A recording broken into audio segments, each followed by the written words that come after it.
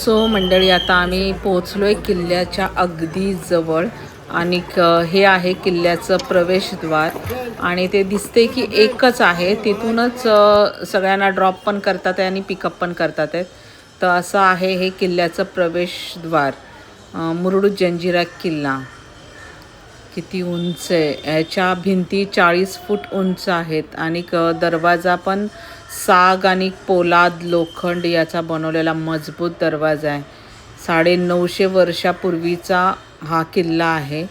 असं म्हणतात की अरबी समुद्राच्या अगदी मधोमध हा किल्ला आहे आणि ह्या किल्ल्याच्या आतमध्ये गोड पाण्याचं तळं आहे. आता ते बघायचं आहे, आतमध्ये गेल्यावर माहिती पडेल. तर असा हा दरवाजा आणि इथून एंट्री आतमध्ये. हा किल्ल्याचा इतिहास सगळ्यांनाच माहिती आहे, त्यामुळे मी तुम्हाला इतिहास काही सांगणार नाही आहे. फक्त तुम्हाला मी किल्ला दाखवते, ठीक आहे.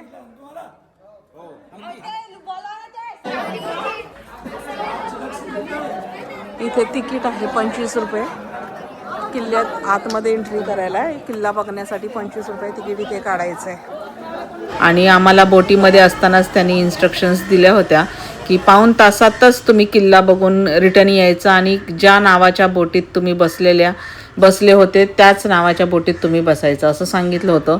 पण हा 22 एकरमध्ये असलेला असा भव्य दिव्य मोठाच्या मोठा किल्ला हा पाऊण तासात बघणं, मला तरी असं वाटते की ते शक्य नाही आहे. एवढा खर्च करून माणूस तिथपर्यंत जातं तर थोडा वेळ तर लागणारच, कारण आजकाल तर फोटो आणि व्हिडिओची तर क्रेज सगळ्यांना आहेच.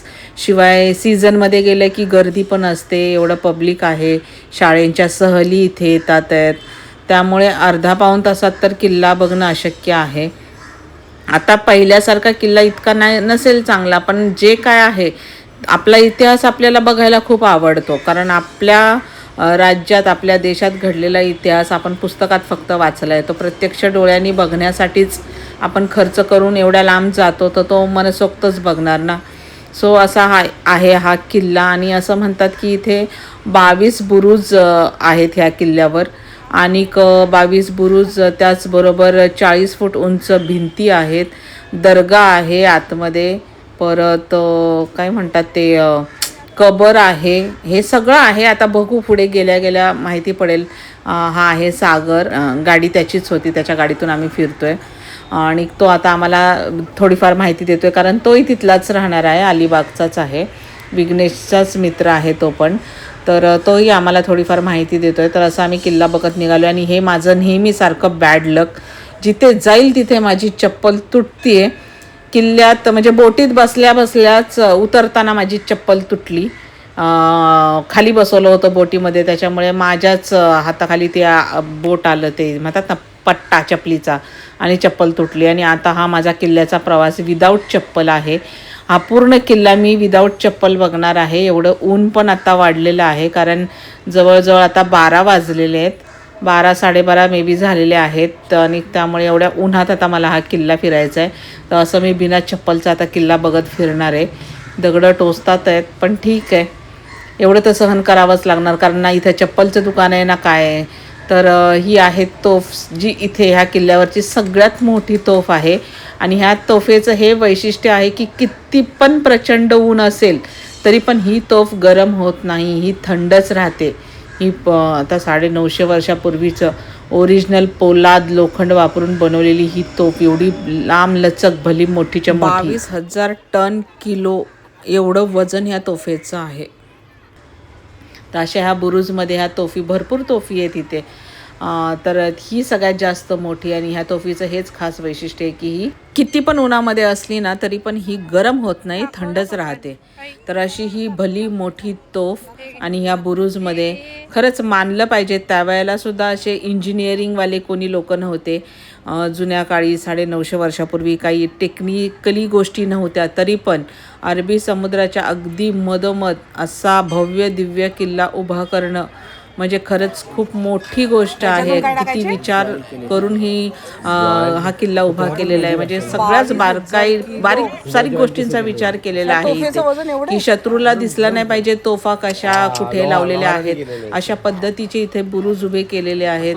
आणि तोफा एवढ्या मोठ्या मोठ्या, आणि प्रत्येक बुरुजमध्ये तोफ ठेवलेली आहे. म्हणजे खरंच मानलं पाहिजे त्या काळच्या लोकांना पण. सो हे बघा माझ्या पायाला तर एवढे चटके लागतात आहेत, पण मला किल्ला बघायचाच आहे. तर मी अशी बिना चप्पलची आता किल्ला बघतीये. चला, हे आहेत सगळे बुरुज, छान असे म्हणजे बुरुज. आता त्या काळी बुरुजच म्हणतात ना ह्याला. प्रत्येक बुरुजमध्ये अशा तोफा, काही तोफा आता लुप्त झालेल्या आहेत, तुटलेल्या आहेत, गायब केल्या असतील काय माहिती, पण काही काही ठिकाणी अशाच जशाच्या तशा लावलेल्या आहेत तोफा. तर चला आता पुढे जाऊयात. हे सगळे बुरुज मी तुम्हाला दाखवतेच आहेत, अजून पुढे काय काय आहे ते मी तुम्हाला दाखवते. सो चला माझ्याबरोबर तुम्ही पण. हो, प्लीज अजिबात स्किप करू नका व्हिडिओला, व्हिडिओ पूर्ण बघा. आणि तुम्हाला आवडला असेल तर माझी इथून पुढे येणारे व्हिडिओ तेही तुम्ही कंटिन्यू बघत राहा. जसं होईल तसं मी तुम्हाला थोडी माहिती पण सांगते आहे आणि दाखवण्याचा पण प्रयत्न करते. किती छान समुद्र आहे बघा. हे कोकण ते कोकण, शेवटी कोकण खरंच खूप सुंदर आहे. मेन कोकण ते रत्नागिरी वगैरे अलिबाग हा एक कोकण पट्टाचा आहे, पण खरंच खूप छान आहे. सगळीकडे नारळाची माडाची झाडं, पूर्ण जंगल, म्हणजे ते झाडांचंच असतं आहे ते सगळं. आणि मधोमध असा समुद्र, इतकं छान वाटतं ना ते सगळं बघायला. तर चला आता आणि कडेकडेनी निघावं उन्हातानातच आणि बघावा. असा पण इतिहास ऐकायला मिळाला की त्या काळी जेव्हा हे तोफ लावायचे त्यावेळेला पाण्यामध्ये हे लपून पण राहायचे की तो जर पेटते त्यावेळेला जो स्फोट होतो त्याच्याने आपल्याला काही त्रास नाही झाला पाहिजे, म्हणून ते असे पाण्यात लपून राहायचे तोफ लावल्यानंतर. आता काय माहिती कसं काय होतं ते, पण एवढा इतिहास तर समजला आहे. तर चला आता पुढे आणखीन काय काय इतिहास समजतोय का ते बघूयात.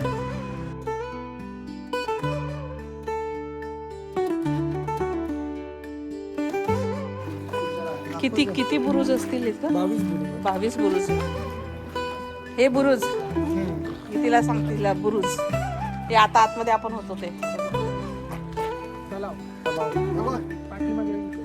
गोड पाण्याचं तलाव आहे, खाऱ्या पाणी. अच्छा, हे गोड पाणी आहे.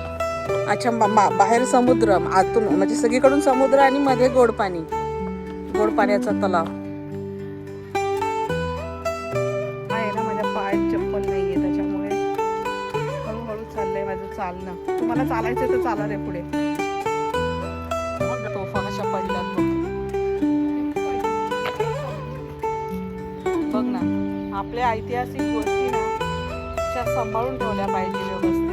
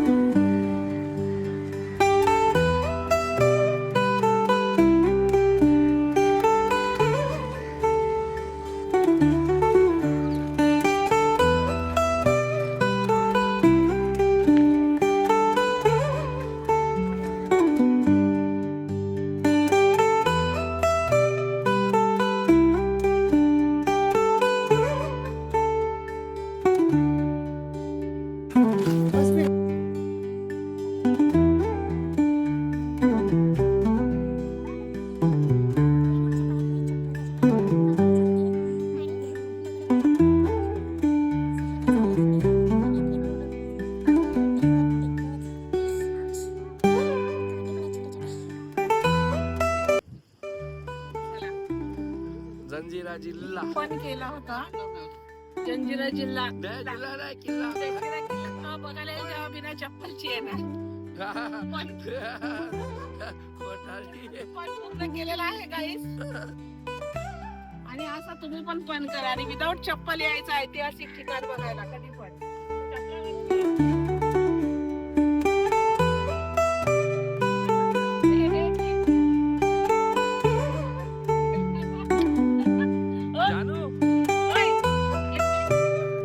आता आपण कुठून आलो? इथून वरून आलो.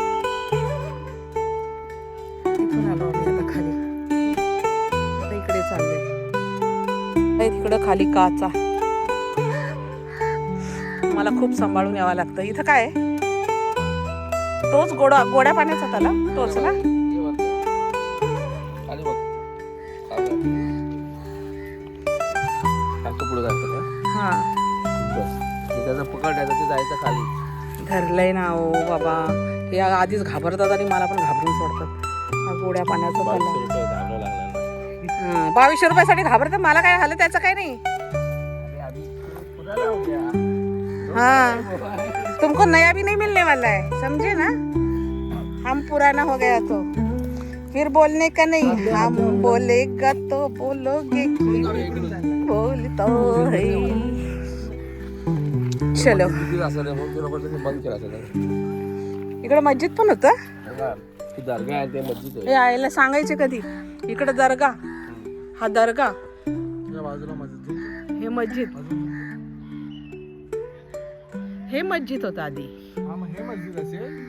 नाही हा दर्गा. बरोबर हा दर्गा आणि हे मस्जिद. सॉरी हो आगाऊ टवाळ पोरं ही असे काही लिहून ठेवतात भिंतींवर. आपली ऐतिहासिक ठिकाणं खराब करून टाकतात. इथे संपूर्ण किल्ल्याची माहिती लिहिलेली आहे. आता ती निवांत वाचेल मी नंतर. आणि हे आहे गोड्या पाण्याचा तलाव. त्याच्यामध्ये मासे पण आहेत आणि समुद्राच्या मधोमध सगळीकडे चारी बाजूनी खारं पाणी आणि एकदम मधोमध गोड पाणी. अतिशय गोड पाणी आहे हे, म्हणून ह्याला गोड्या पाण्याचा तलाव म्हणतात. ह्या सगळ्या कबर आहेत. कबर आता ह्या कोणाच्या बॉड आहेत ह्याच्यावर नावं तर नाही कोणाची लिहिलेली आहे, पण ह्या कबर आहेत. कब्रिस्तान. हम लोग आ गए कब्रिस्तान में 20 साल बाद. 20 भी नहीं, 200 भी नहीं, कितने साल बाद आए हम लोग कब्रिस्तान.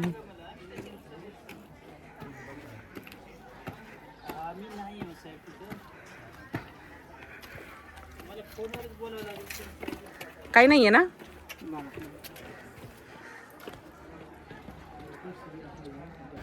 तुम्हीच सांगा आता हा किल्ला पाऊण तासात बघणं होणार आहे का? 22 एकरमध्ये बनवलेला हा किल्ला. काहीही सांगतात हे होडीवाले बोटीवाले. तर निघालोय आता पुढे. काय काय आहे, काय कशाला काय म्हणतात, कोणता दिवाणखाना आहे का काय आहे, काय कशाची नावं माहिती नाही. जस्ट फक्त आता ते बांधकाम कशा पद्धतीने होतं ते तुम्हाला मी दाखवते. बस एवढंच आपल्याला माहिती आहे की आता भिंती त्या तुटलेल्या आहेत बऱ्यापैकी. काय सगळ्याच जवळजवळ तुटलेल्या आहेत. कुठे काय होतं काय नाही हे काहीच तिथे माहिती नाही आहे. फक्त त्या तोफा आणि बुरुज एवढंच माहिती आहे. तर असा हा थोडा आता खंडरच झाला आहे म्हणता येईल किल्ला बऱ्यापैकी. पण त्या काळी हा किल्ला कोणालाही जिंकता आला नाही. इंग्रजांना, पोर्तुगीजांना, इवन शिवाजी महाराज आणि संभाजी महाराज यांनाही हा मुरुडचा जंजिरा किल्ला जिंकता आला नाही. संभाजी महाराजांनी तर कोणताच किल्ला हरले नाहीत. ते सगळेच किल्ले जिंकलेले आहेत. पराभव हा काय त्यांना माहितीच नव्हता. तुम्हाला तर सगळ्यांनाच माहिती आहे. आणि शिवाजी महाराजांनी भरपूर किल्ले जिंकलेले होते. पण हा एकमेव असा किल्ला आहे जंजिराचा जो आपल्या शिवाजी महाराजांना आणि संभाजी महाराजांनाही जिंकता आला नाही. इवन हा किल्ला जिंकण्यासाठी असं म्हणतात की थोड्या अंतरावर संभाजी महाराजांनी एक छोटा किल्ला बांधला होता की जेणेकरून त्यांना तिथल्या तिथे राहून हा किल्ला पण जिंकता येईल. पण बॅड लक त्यांना हा किल्ला खरोखर नाही जिंकता आला. तर एवढा तर इतिहास तुम्हालाही माहिती आहे. सो चला आता पुढे जाऊयात. आपण बघूयात अजून काय काय आहे ते. राजा रामराव पाटील यांनी हा किल्ला बांधला होता आणि सिद्धी त्यांनी हा किल्ला अजून मजबूत केला. असं म्हणतात की संभाजी महाराज किल्ला जिंकण्याच्या खूप जवळ गेले होते, पण मुघलांनी त्यांना ते सिद्ध होऊ दिलं नाही. त्यामुळे त्यांना त्यांची सेना घेऊन परत रिटर्न यावं लागलं. असा थोडा इतिहास मला माहिती आहे, तेवढा मी तुम्हाला सांगते. नंतर मी पण यूट्यूबलाच बघणार आहे ॲक्च्युली इतिहास, कारण आता शाळेत शिकून बरेच दिवस झालेले आहेत. तर हा एकदम टॉपवरचा जिथे आपला झेंडा लावला जातो असं उंचावर आहे. हे सगळ्यात टॉप किल्ल्याचा भाग आहे हा. तिथे आता आम्ही आलो आहे वरती. खूप उंच पायऱ्या होत्या तिथे चढायला, पण आलो आहे. आणि हा असा वरून छान मस्त किल्ल्याचं बघा तुम्हाला दर्शन देते आहे मी कसा आहे हा किल्ला. आवडला तर तुम्ही पण नक्की या इकडे किल्ल्याला भेट द्यायला, अलिबाग फिरायला आणि मुरुडचा जंजिरा किल्ला बघायला.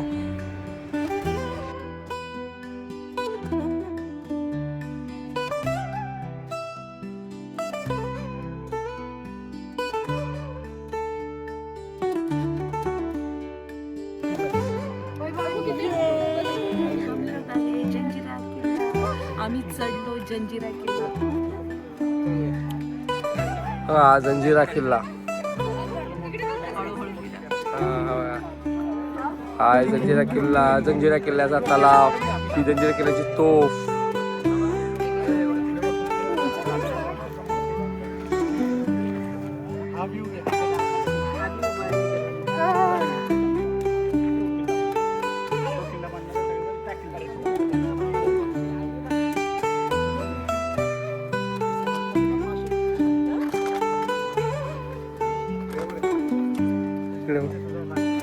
आणि पुन्हा आलो किल्ल्याच्या मालकीणीकडे आपण. किल्ल्याची मालकी मोबाईल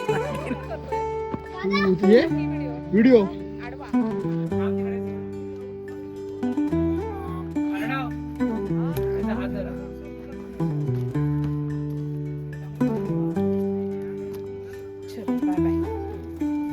झाला आमचा जंजिरा किल्ला फिरून झालेला आहे. आणि आता हा माझा ब्लॉग मी इथंच संपवते.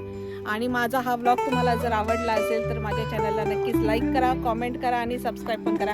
आणि माझे येणारे पुढचे व्हिडिओ पण तुम्ही बघत राहा. So tata, bye bye, see you, take care.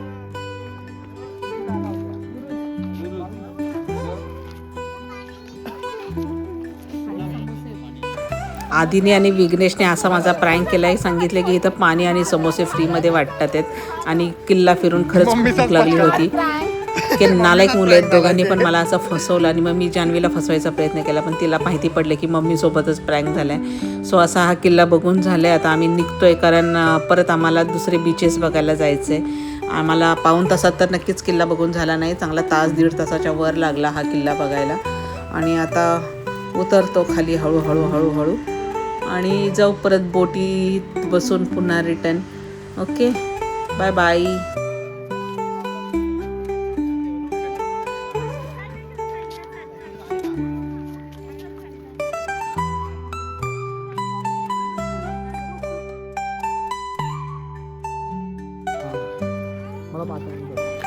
खाली उतरताना इतकी गर्दी झाली होती ना, कारण गेट एकच होता, तिथूनच माणसांना सोडवत पण होते आणि घेत पण होते. त्यामुळे भरपूर गर्दी झालेली आणि भरतीचा पण टाईम झाला होता. त्यामुळे पाण्याचा पण हे वाढलं होतं, लेंथ वरती झाली होती. आणि इतकं विचित्र रीतीने नेताना हे लोक बोटीमध्ये चढवत होते ना. बोट एकीकडे, माणसं एकीकडे, गर्दी एकीकडे, लाईन एकीकडे, लाईनीने कोणाला घेतच नव्हते. फार विचित्र व्यवस्था होती तिथे. निघताना तर खूप वैताग आला होता आणि खूप भीती पण वाटत होती. आणि असं झालं ना की आम्ही दोघं एका बोटीत आलो आणि मुलं आमची मागे राहिले एवढ्या गर्दीमध्ये, ते दुसऱ्या बोटीने. पण आम्ही दोघं पुढे निघून आलो तर माझा जीव तर नुसार टांगणीला लागला होता की कशी आता मुलं येतील. कारण हे तर एवढे चिडले ना, तिथे 2 अधिकारी पण होते आणि प्रशासनाची लोक पण होते, PSI पण होते. सगळ्यांवर चिडले, सगळ्यांना बोलले, अहो साहेब तिकडे एवढी गर्दी झाली आहे, कोणी पाण्यात पडेल, कोणाचा जीव जाईल, एक तर भरतीची वेळ आहे, काय करताय तुम्ही, तिकीट द्यायचं थांबवा आणि तिकडची गर्दी पहिली कमी करा. खरोखर थँक गॉड मी तर म्हणेल की त्यांनी पण ऐकलं आणि खरोखर 2 तासासाठी त्यांनी तिकीट द्यायचंच बंद केलं. अगोदर इथून जाणाऱ्यांची गर्दी कमी करा, नंतरच तिकीट द्या सांगितल्यानंतर त्यांनी तसंच केलं. थँक गॉड थोड्या वेळाने मुलं पण आले. सो आता मला काही टेन्शन नाही आहे. आता आम्ही पुढे कुठे चाललो आहे ते तुम्हाला मी सांगतेच आहे. तर कंटिन्यू राहा, स्किप करू नका, बघत राहा माझा next vlog. Okay, bye bye.